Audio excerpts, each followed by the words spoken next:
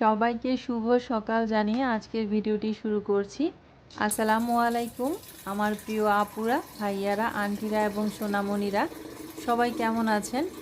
আশা করছি দেশে এবং দেশের বাহিরে যে যেখানেই আছেন আলহামদুলিল্লাহ সবাই ভালো আছেন, সুস্থ আছেন এবং নিরাপদে আছেন। আমরাও পরিবারের সবাই আলহামদুলিল্লাহ বেশ ভালো আছি। আমি মনিরা, আমার চ্যানেল মনিরাস ওয়ার্ল্ড থেকে আপনাদেরকে আরও একটি নিউ লাইফস্টাইল ব্লগ দেখার জন্য প্রতিদিনের মতোই ওয়েলকাম করছি। আশা করছি আপনাদের কাছে আজকের ভিডিওটিও ভালো লাগবে। যদি ভিডিওটি ভালো লাগে তাহলে প্রথমেই রিকোয়েস্ট করব ছোট্ট একটা লাইক দিয়ে ভিডিওটি কন্টিনিউ করবেন। আপনাদের একটা লাইকই কিন্তু পারে আপনাদের মতো আরও অসংখ্য ভাইয়া, আপু, আন্টি এবং সোনামণির কাছে আমার এই ভিডিওটিকে পৌঁছে দিতে। সকালবেলায় ফ্রেশ হয়ে নিয়েছি, এরপরে পানি একটু খেয়ে নিয়েছি। সকালবেলা খালি পেটে পানি খেলে কিন্তু গ্যাস্ট্রিকের অনেক উপকার হয়। গ্যাস্ট্রিকের ট্যাবলেট খাওয়া লাগে না বললেই চলে, খালি পেটে যদি 2-1 গ্লাস পানি খাওয়া যায়। তো যাই হোক, এই তো পানি খেয়ে নিলাম। পানি খেয়ে এখন বাবুর জন্য ব্রেকফাস্ট রেডি করছি। বাবুকে ডাকছি মাঝে মাঝে। তো আমার যে ময়না পাখিটা আছে ও ডাকছে আমার সাথে সাথে। তো এখানে বাবুর জন্য ওটস রেডি করে নিচ্ছি। প্রথমে দুধ দিয়ে দিলাম, তারপর গরম পানি দিয়ে এর মধ্যে ওটস দিয়ে দিব, এরপরে আর কি কলা দিব।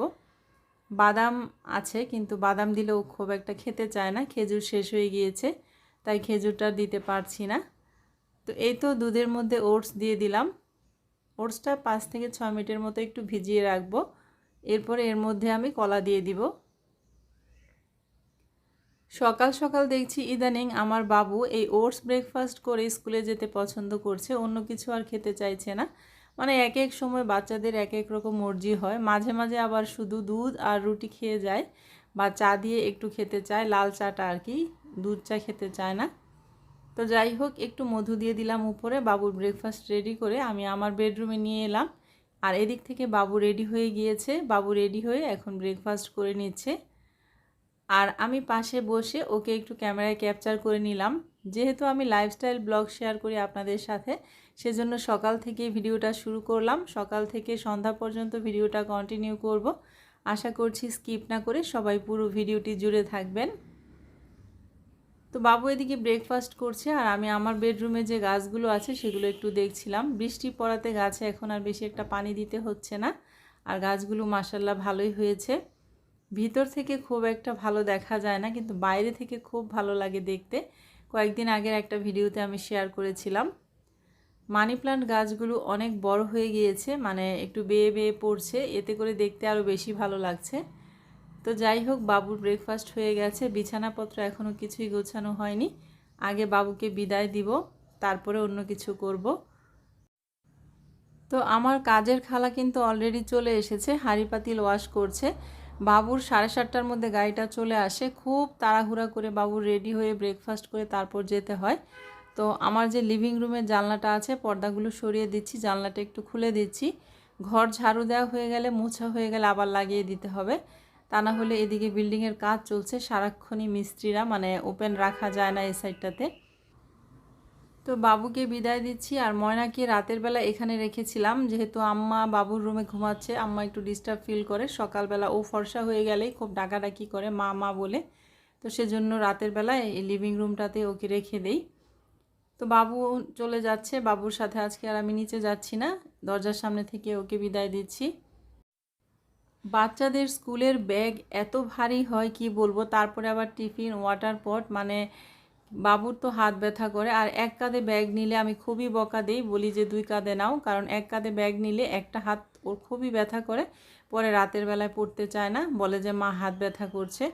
তো যাই হোক, বাবুকে দরজার সামনে থেকে বিদায় দিলাম। এখন একটু চলে যাব আমি জানলার পাশে, কারণ যতক্ষণ পর্যন্ত না বাবু গাড়িতে উঠে না যাবে ততক্ষণ পর্যন্ত আমার অস্থির লাগে, মানে নিজের চোখে দেখা না পর্যন্ত আর কি।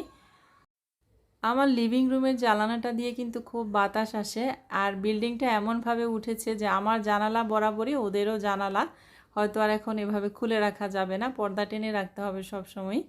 তো আমি আমার বেডরুমের জানালার পাশে এসে দাঁড়ালাম, উপর থেকে ক্যামেরাটা একটু ধরে রেখেছি বাবুর দিকে, আর আমিও দেখছিলাম। যতক্ষণ পর্যন্ত না যাবে মায়ের মন কিন্তু অস্থির লাগে। তো এই তো গাড়িটা চলে এসেছে, বাবু গাড়িতে উঠে যাচ্ছে, ওকে বিদায় দিব এখান থেকেই। আর উপর থেকে আমার সামনের মানে আমাদের বিল্ডিংয়ের সামনের গাছগুলো কত সুন্দর লাগছে দেখতে, দেখেন। বাবুকে বিদায় দিলাম। বিদায় দেওয়ার পর আমি বিছানাগুলো একটু গুছিয়ে নিলাম অফ ক্যামেরায়, আপনাদের সাথে আর শেয়ার করিনি, কারণ আম্মার ডাক্তার আছে 8টার মধ্যে। আম্মার ডাক্তারের কাছে যেতে হবে বারডেম হসপিটালে আর কি, উত্তরা যে শাখাটা আছে। তো এর মধ্যে আব্বাও চলে এসেছে, তো আমরা অলরেডি বের হয়ে গিয়েছি, গাড়িতে আছি। আমার বাবার 75+ এজ, এখনও মাশাল্লাহ খুবই স্ট্রং। সামনে থেকে দেখলে বোঝাই যায় না যে ওনার এত বয়স হয়েছে। নিজেই গাড়ি ড্রাইভ করছে, আপনারা তো নিশ্চয়ই দেখতে পাচ্ছেন। এবং গাড়ি ড্রাইভ করে প্রতিদিন স্নেহাকে স্কুলে আনা নেওয়া করে টঙ্গী থেকে উত্তরাতে। তো এখন এসেছে আম্মাকে রাখতে, মানে প্রতিদিনই আম্মা তো আমার কাছে আছে, প্রতিদিনই সকালবেলা আর দুপুরবেলা 2বার আসে। তো এখন আম্মাকে ডাক্তারের কাছে নিয়ে যাচ্ছি। আমার আম্মার ডায়াবেটিসের প্রবলেম, থাইরয়েড, প্রেশার। আমার আম্মার শারীরিক প্রবলেমের চাইতে মানসিক প্রবলেমটা বেশি। আমরা অনেক ডাক্তার দেখিয়েছি, যে যেখানে বলছে সেখানে দেখাচ্ছি, যত রকমের টেস্ট আছে সব করিয়েছি। এই তো বাংলাদেশ ডায়াবেটিক হসপিটাল, বারডেমের একটা সহযোগী প্রতিষ্ঠান এটা আর কি, এখানে আপাতত দেখাচ্ছি। ওনার ডায়াবেটিসটা কন্ট্রোল থাকছে না। তো আম্মাকে নিয়ে আমরা খুবই মানে কি পেরেশানিতে আছি। আম্মার শারীরিক অবস্থা কোনোভাবেই কিছুতেই ঠিক হচ্ছে না। আর আমার বাবা আল্লাহর রহমতে অনেক ভালো আছে, এত বয়স হয়ে গিয়েছে তারপরে অনেক স্ট্রং।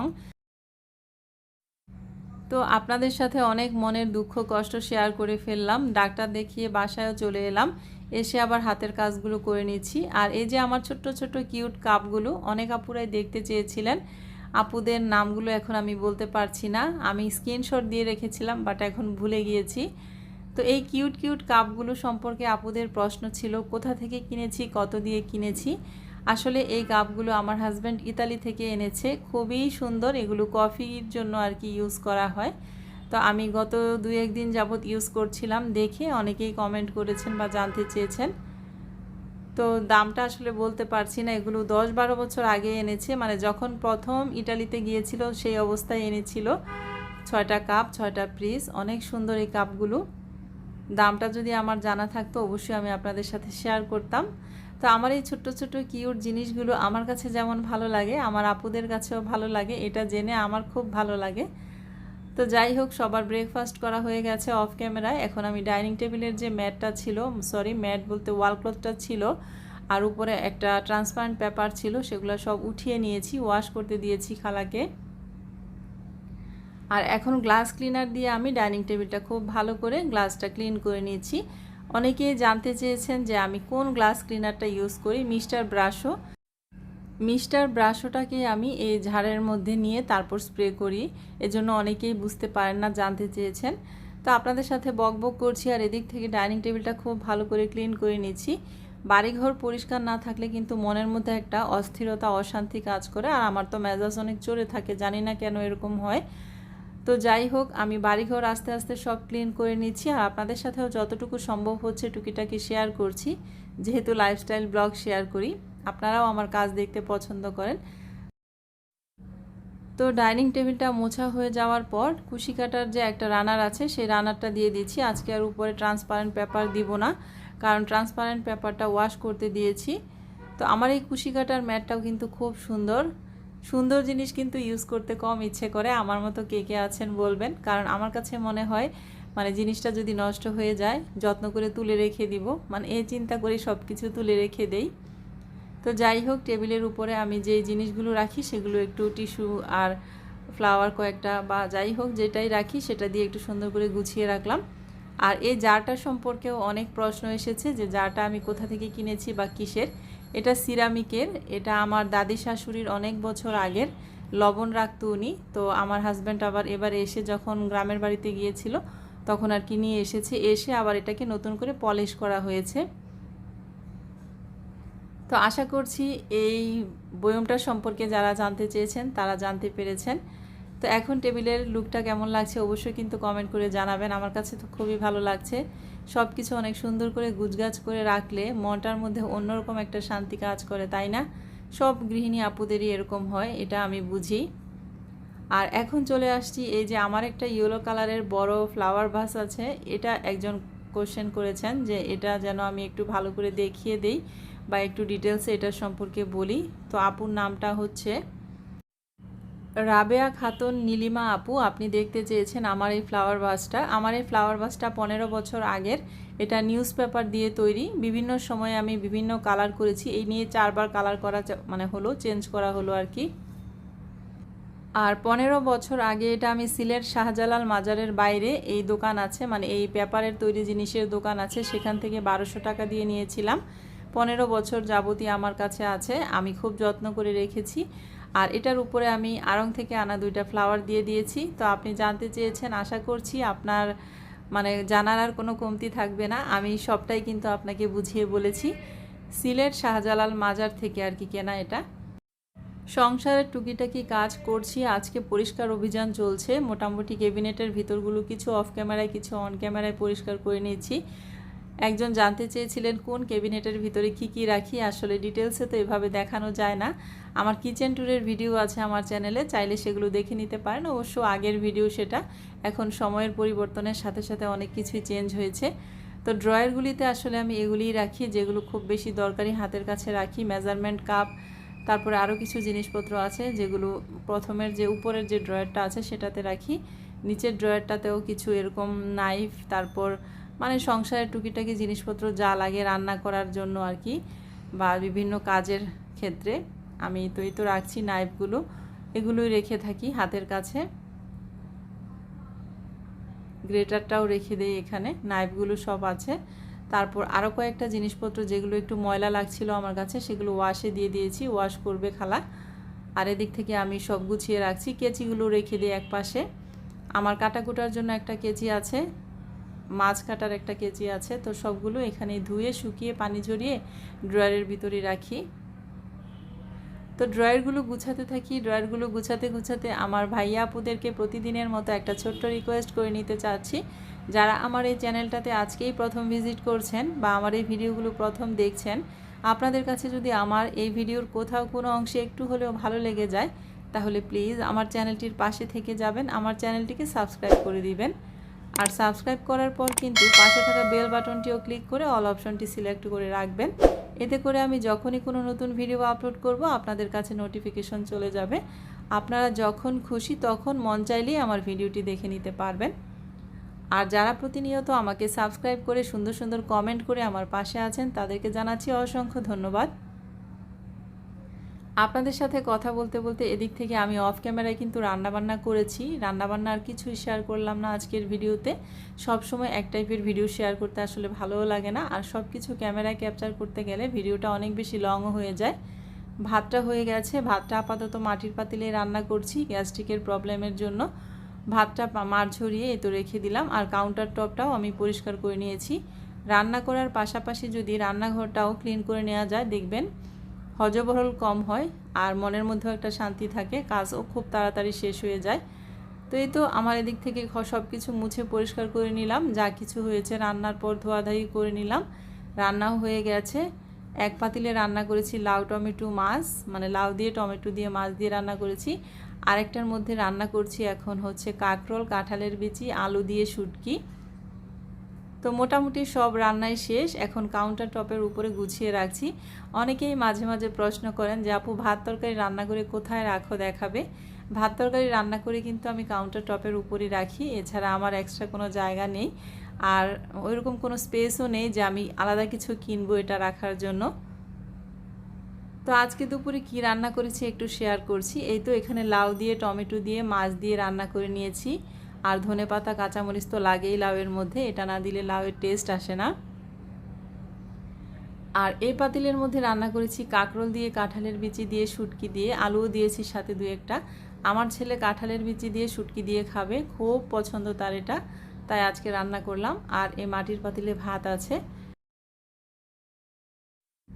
সব রান্নাবান্না শেষ, এখন কিচেনের যে বাকি কাজটা আছে, সিঙ্ক টিঙ্ক একটু পরিষ্কার করব। যে কয়েকটা হাঁড়ি পাতিল জমেছে সেগুলো একটু ওয়াশ করে সিঙ্কটা একটু ভালো করে মুছে পরিষ্কার করে তারপর রেখে দিয়েছি। চুলাটা এখন আর ক্লিন করব না, চুলাটা এখনও গরম আছে, গরম অবস্থায় চুলাটাকে ক্লিন করি না। তো যাই হোক, হাতের কাজগুলো সেরে নিচ্ছি।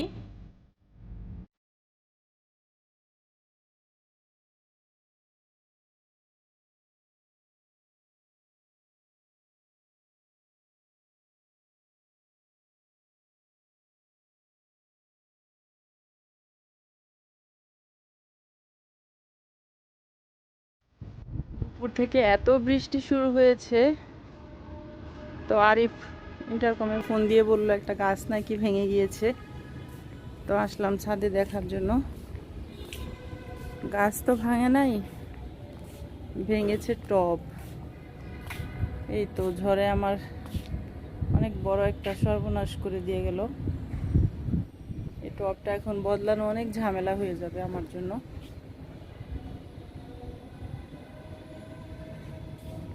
এমন ভাবে ভেঙেছে টবটা, জোড়া দিব যে সেরকমও কোনো ব্যবস্থা নেই। কাঠগোলাপের ফুল কি আসছে? আসে নাই।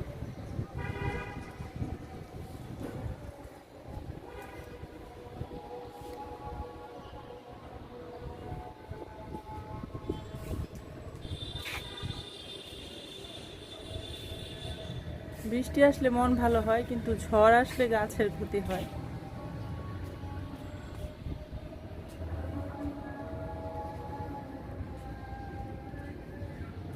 আবারও মনে হয় আসবে, অন্ধকার হয়ে আছে।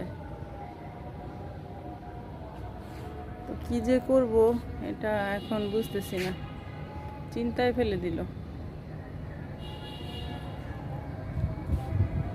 তো দেখি কি করা যায়। এখন কিন্তু আসরের নামাজের আজান দিচ্ছে, বাট ওয়েদারটা এমন মনে হচ্ছে সন্ধ্যা হয়ে গিয়েছে।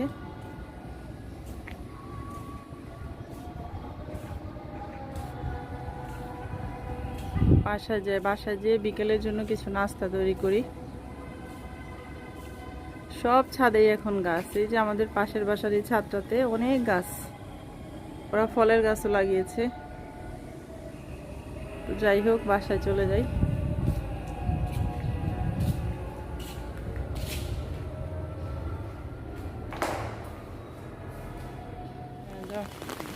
বাবুকে তো বিকেলবেলায় কোচিংয়ে দিয়ে এসেছিলাম পড়তে। তো এত ঝড় তুফান বৃষ্টি শুরু হয়েছে, এই ঝড় তুফানের মধ্যে অনেক বিদ্যুৎ চমকাচ্ছিল, জোরে জোরে অনেক বিদ্যুৎ চমকাচ্ছিল।